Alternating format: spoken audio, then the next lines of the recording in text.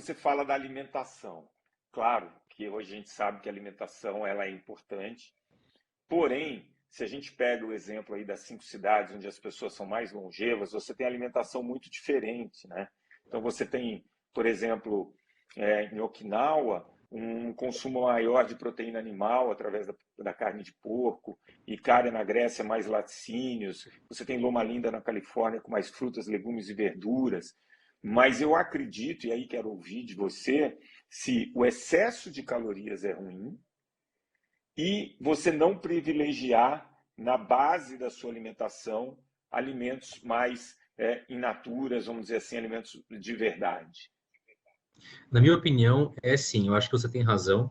Eu acho que isso são pontos importantes. O excesso de caloria também depende de onde essa caloria vem. Então, costumo falar para.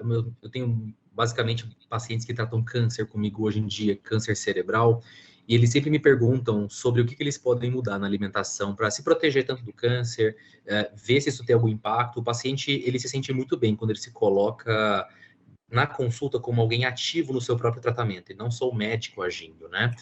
E isso que você falou é interessante, porque não é, essas regiões são distintas, né? Elas são regiões muito bem representadas, com diferentes alimentações, mas também com diferentes populações.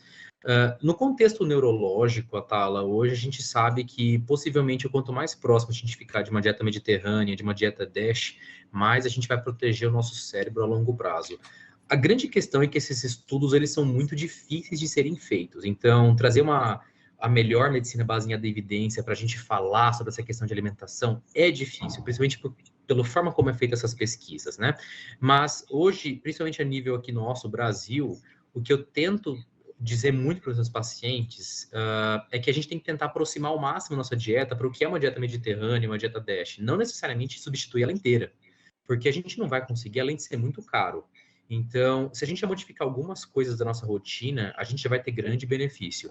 A exemplo das principais doenças neurodegenerativas, vamos pegar a principal causa de demência no mundo, que é a doença de Alzheimer. A gente sabe hoje em dia que se a gente cortar o refrigerante, a gente cortar alimentos industrializados, a gente cortar os farináceos superprocessados, a gente vai ter uma redução de chance de Alzheimer grande.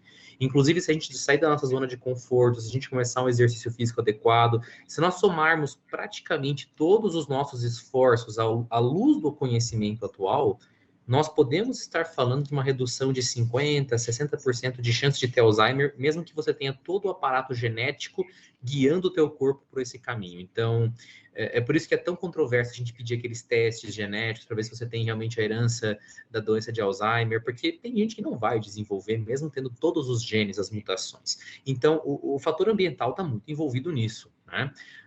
Mas eu acho que sim, o excesso de caloria ele deve ser evitado, principalmente a caloria que é proveniente de alimentos hiperprocessados ou de carboidratos. A gente tem que dar uma preferência por gorduras um pouco mais saudáveis, ou uma proteína que inflama um pouco menos o corpo. Ainda acho que a gente come muita carne vermelha, a gente poderia ter uma diminuição disso, modificar um pouco a fonte proteica. A carne vermelha, ela é mais inflamatória.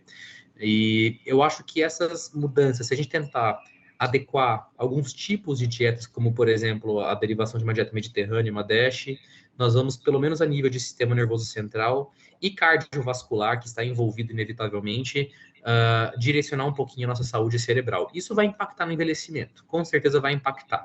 O desafio talvez seja começar isso desde cedo.